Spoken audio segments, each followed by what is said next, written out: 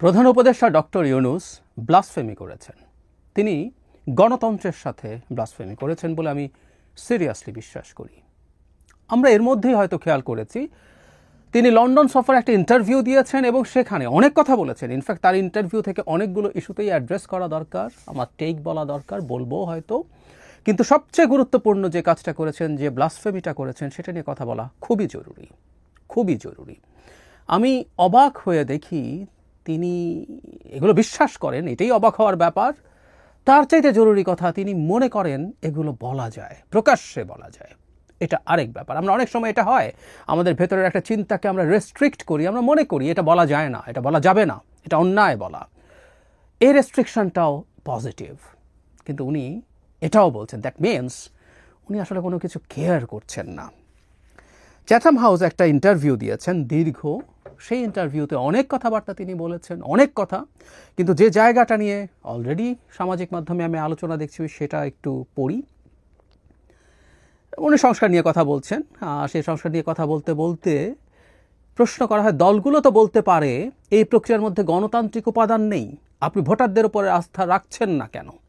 এসব সিদ্ধান্তের জন্য ভোটারের উপর নির্ভর করছেন না কেন? কমিশনের চেয়ে ভোটারদের কাছে যাওয়াই তো ভালো। জবাবে ডক্টর ইউনূস বলেন, এমনটা যদি হয় তারা পারতেন, ভালো হতো। তারপর তিনি বলছেন, কিন্তু অনেক জটিল বিষয় আছে, শেষ পর্যন্ত আপনি কত টাকা দেবেন, আমি ভোট দেব, টাকা দেবেন, ভোট দেব। ভোটের বিষয়টি এমন হতে পারে, আমরা সেদিকে যেতে চাই না। ভোটাররা এই বিতর্ক প্রতিদিন দেখছেন। তারপর তিনি বলছেন আর কি যে সবগুলো করে যদি দলের সর্বসম্মতির ভিত্তিতে পাওয়াগুলো নিয়ে তারা কাজ করবেন। আমি এই জায়গাটা আবার পড়ি, এমনটা যদি করতে পারতেন ভালো হতো, কিন্তু অনেক জটিল বিষয় রয়েছে, শেষ পর্যন্ত আপনি কত টাকা দেবেন, আমি ভোট দেব, টাকা দেবেন, ভোট দেব। ভোটের বিষয়টি এমন হতে পারে, আমরা সেদিকে যেতে চাই না। প্রশ্নকর্তা তাকে জিজ্ঞেস করছেন যে এটা তো ভুল না, কারণ হলো একটা সংস্কারে মূলত রাজনৈতিক দলগুলো, কতগুলো কমিশন তৈরি হয়েছে, তারা এগুলো নিয়ে সুপারিশমালা তৈরি করেছেন, সেগুলোর ভিত্তিতে একটা ঐক্যমত্য কমিশন এখন সবার সাথে, সব রাজনৈতিক দলের সাথে আসলে কথা বলছেন। এবং এই কথা বলার মাধ্যমেই এই সংস্কার কি হবে না হবে সেটা বলা হচ্ছে। রাদার প্রশ্নকর্তা বলছেন তার সাথে ভোটারের কাছে যাওয়া, যে কি কি সংস্কার কে করবে না করবে সেটার ভিত্তিতে জনগণ ভোট দিক। যে কথাটা আমি অনেক সময় বলি, আমরা এনসিপিকে দেখি তারা বিএনপিকে খুবই ব্লেম করেন যে বিএনপি এটা মানে নাই, ওটা মানে নাই। এবং আমি আগেও বলেছি, আবারও বলছি, বিএনপির কিছু না মানার সাথে আমার নিজেরই স্পষ্ট দ্বিমত আছে। কিন্তু আমি এটাও তাদেরকে বলি, যদি তাই হয়, তারা বলেন জনগণ তো সংস্কার চায়। তো জনগণ যদি সংস্কার চায়, এটাকে নির্বাচনের তাদের ইশতেহারে পরিণত করুক, তারা তাদের রাজনৈতিক এজেন্ডায় পরিণত করুক, জনগণের কাছে ভোট চাক। এবং জনগণ যদি চায় তারা বিএনপিকে প্রত্যাখ্যান করে এনসিপিকে ভোট দিয়ে ক্ষমতায় নিয়ে আসবে, তারপর তারা সংস্কার বাস্তবায়ন করুন। এটি তো হতেই পারে, এটাই আসলে গণতন্ত্রের পথ। কিন্তু যে কথাটা বলছিলাম, ওইদিকে না যাই। এখন ডক্টর ইউনূস উনি বলছেন, তার মানে এরকম যে ভোটে উনি যেতে চান না, কারণ টাকা দিয়ে ভোট কেনা যায়, আপনি কত দেবেন, আমি দিয়ে সেটা দিয়ে ভোট দেব। অনেকগুলো ব্লাসফেমি বলেছি, অনেকগুলো ব্লাসফেমি আছে এর মধ্যে। প্রথম কথাটা হচ্ছে, জনগণকে স্টেরিওটাইপ করছেন, মানে চোখ বন্ধ করে বলে দিচ্ছেন এই দেশের ভোটাররা টাকা নিয়ে ভোট দেয়। আর এই মানে আরেকটা প্রশ্ন এখানে তৈরি হয়েছে, যেটা অতি প্রাচীন প্রশ্ন, গণতন্ত্র ইটসেলফ যে সবার ভোটকে সমানভাবে দেখে, এর মধ্যেও ফ্ল আছে। তার বক্তব্য এরকম মনে হয়, এবং ওনার বক্তব্য মতে টাকা দিয়ে ভোট কিনে ফেলা যায়, তাই যে গিয়ে লাভটা কি, ইঙ্গিত আছে। তার মানে যারা বেশি টাকা খরচ করতে পারবে তারা যেটা বলবে সেটাই আসলে শেষ পর্যন্ত হবে। এই কারণে তিনি ভোটে যাওয়ার আগেই কিছু কাজ করে ফেলতে চান। আমি এটা মানি, বাংলাদেশের নির্বাচিত সরকারগুলো অনেক ক্ষেত্রেই রিফর্মকে খুব সঠিকভাবে নেয়নি, রাষ্ট্রের জন্য ভালো এমন রিফর্মও নেয়নি। আমাদের খুব গুরুত্বপূর্ণ উদাহরণ হচ্ছে মাজদার হোসেন মামলার রায়, 99 সালে হয়েছিল। আওয়ামী লীগের পর 2 বছর ক্ষমতায় ছিল, তারা বাস্তবায়ন করেনি। বিএনপি ছিল, তারা করেনি। 1-11 সরকার খানিকটা করেছে, এখন অনেক কিছু বাকি আছে, ঠিক আছে। কিন্তু তারপরও আমরা একটা সিস্টেম যখন নেই, গণতান্ত্রিক ব্যবস্থা যখন নেই, তখন আসলে সব ফ্ল সহই নেই। পৃথিবীতে কোনো ফুল প্রুফ সিস্টেম নাই, একেবারেই নেই। আসবো সেই জায়গায়।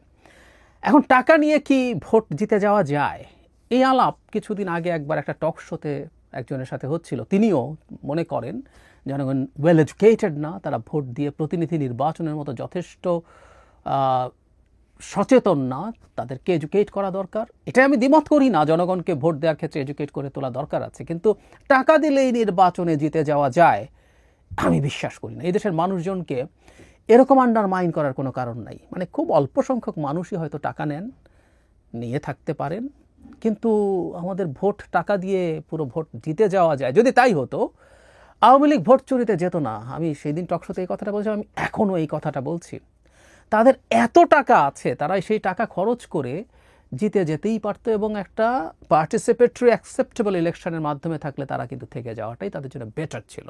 সেটা 14তে বিএনপিকে কৌশলে দূরে রাখা হয়েছে, 24-এও তাই, 18তে বিএনপি গেছে। এখন যদি আমরা 18 নির্বাচনের কথা বলি, তাদের নিবন্ধন বাতিল হয়ে যেত, সে কারণে তাদের যেতেই হয়েছিল। যদি তাদের টাকা খরচ করেই নির্বাচনে জেতা যেত, রাতের বেলা সিল মারতে হতো না।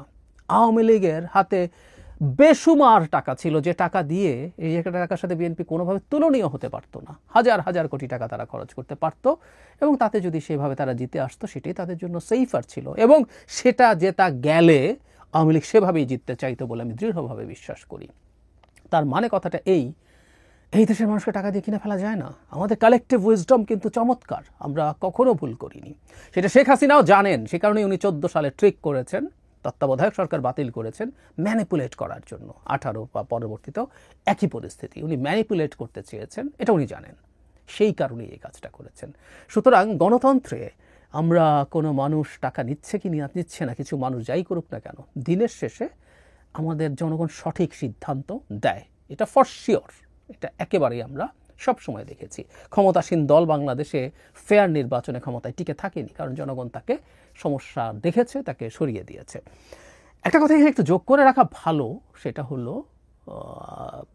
গণতন্ত্রের ভাবে টাকা খাই বা না খাই ভুল সিদ্ধান্ত হতে পারে, but it's the part of the democracy. আমি একটা সিস্টেমের সুবিধা নেব, কোনো সমস্যা থাকলে সেটা চেষ্টা করবো কমাতে, কিন্তু কিছু কিছু সমস্যা থাকলে সেটাও আমাকে মানতে হবে। ব্যাপারটা এইরকমই। প্রায় বলা হয়, এটা একটা খুবই কমন উদাহরণ, যে ব্রেক্সিট হলো, ব্রেক্সিটকে এখন মনে করা হয় যে সিদ্ধান্তটা সঠিক ছিল না, কিন্তু এটা একটা ডেমোক্রেটিক ডিসিশন ছিল। তো এটা হতে পারে, কিন্তু এটা সহই মেনে নিতে হবে। বলছিলাম যে অনেক পুরনো একটা তর্ক আছে, আলোচনা আছে, যা সক্রেটিসের এই আলোচনা শুরু করেছিলেন। পৃথিবীতে ডেমোক্রেসির সূতিকাগার যে গ্রিক সিটি স্টেটগুলো, এথেন্সে তখন অনেক সাধারণ ধরনের সিদ্ধান্তেও ভোট নিয়ে সেগুলো নেওয়া হতো, এবং উনি এটা পছন্দ করতেন না। তিনি ওই একই কথাই মনে করতেন যে এরা কি দেয়ার, যে কে কী করবে সেটা কি যথেষ্ট। উনি একটা জাহাজের উদাহরণ দিতেন প্রায়, সেটা হচ্ছে যে জাহাজ যখন ঝড়ে পড়ছে, তখন ওটার যিনি যিনি ক্যাপ্টেন আছেন, তিনি জনগণের ভোট নিয়ে কি সিদ্ধান্ত নেবেন, কি করবেন না করবেন, নাকি উনি নিজের জ্ঞান বুদ্ধি দিয়ে নেবেন। যুক্তিটা ঠিক না, আসলে যুক্তিটা ঠিক না। কারণ হলো ওখানে এই ধরনের মানুষকে তার একটা সব কিছু মিলে, আমরা এখনকার কথা যদি চিন্তা করি, কারো একটা একাডেমিক ব্যাকগ্রাউন্ড এক্সপিরিয়েন্স দেখে আমরা কাউকে দেই, কিন্তু মানে ডেমোক্রেটিক প্রসেস বা দেশ চালানোর জন্য কোনো কোর্স টোর্স করে দেশ চালানো শিখিয়ে তারপর তাকে আমরা অ্যাপয়েন্ট করব, প্রশ্ন তাহলে ওইটা আছে, অ্যাপয়েন্ট কে করবে, কিভাবে করবে, এবং ওটা জেনে শুনে গিয়েও খুব ভালো কিছু করবে? No way. সক্রেটিস এটাও বলতেন যে এই যখন ভোটের প্রশ্ন আসে, তখন ডেমাগগরা পপুলিস্টরা ভালো করেন। ইয়াস, এগুলো আমাদের ডেমোক্রেসির ফ্লস। পৃথিবীতে ডেমাগগরা নির্বাচিত হচ্ছেন, পপুলিস্টরা নির্বাচিত হচ্ছেন, এগুলো সব মেনে নিয়ে আবার ডেমোক্রেটিক প্রসেসের মধ্যে থাকলেই এগুলো শুধরে আসার সুযোগ থাকে, সম্ভাবনা থাকে। ডেমোক্রেসি থাকলেই একজন ডিকটেটর স্থায়ী হয়ে যেতে পারেন, ডিকটেটর ক্ষমতায় যেতে পারেন। ট্রাম্প একবার আউস্টেড হয়েছেন, আবার গেছেন, কিন্তু আউস্টেডও হয়েছেন নির্বাচনের মাধ্যমে। ভারতে বিজেপিরও নির্বাচনে ভরাডুবির সম্ভাবনা আছে। যতদিন ওখানে নির্বাচন ব্যবস্থা থাকবে, ভারতের ওই সাধারণ ভোটাররাই, যাদেরকেও টাকা পয়সা বেলানো হয়, তারাই মোদিকে সরিয়ে ফেলতে পারেন। এই প্রবণতা থাকে, এই কাজ করার সম্ভাবনা থাকে। এগুলো মাথায় নিয়েই আসলে আমাদেরকে চলতে হবে। ডেমোক্রেসির ফ্ল আছে, সব সিস্টেমের আছে, কিন্তু অটোক্রেসি বা একদলীয় ব্যবস্থা যেভাবেই বলি না কেন, তার চাইতে হাজার হাজার গুণ বেটার সিস্টেম। এটা আমাদের জার্নিতে আমরা বুঝেছি, সারা পৃথিবী তার জার্নিতে বুঝেছে। কোনো অল্টারনেটিভ পাওয়া যায়নি, আর কোনো অল্টারনেটিভ পাওয়া যাবে বলে মনেও হয় না। কিন্তু যে কথাটা বললাম, ডক্টর ইউনূসের যেটা সবচেয়ে বড় গর্হিত অপরাধ, যে কারণে এটা ব্লাসফেমি, কেউ যদি ডেমোক্রেটিক সিস্টেমে বা ব্যবস্থায় বিশ্বাস করে, সে কতগুলো প্রশ্ন আসলে তুলতে পারবে না।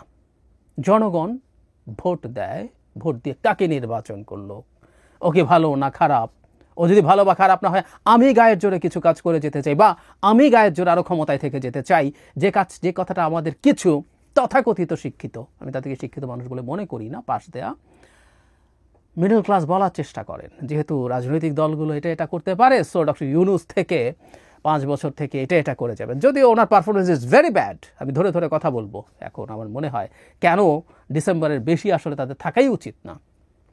তো যাই হোক, তিনি যদি ভালো করতেনও তারপর লাভ হতো না। আর আমাদের তো আসলে সামনে এটা এখন খুব পোর্ট্রেট হলো বিভিন্ন ক্ষেত্রে সফল মানুষদের দ্বারা তৈরি একটা সরকার আচারলি ফেল করেছে, একদম চোখের সামনে ফেল করেছে।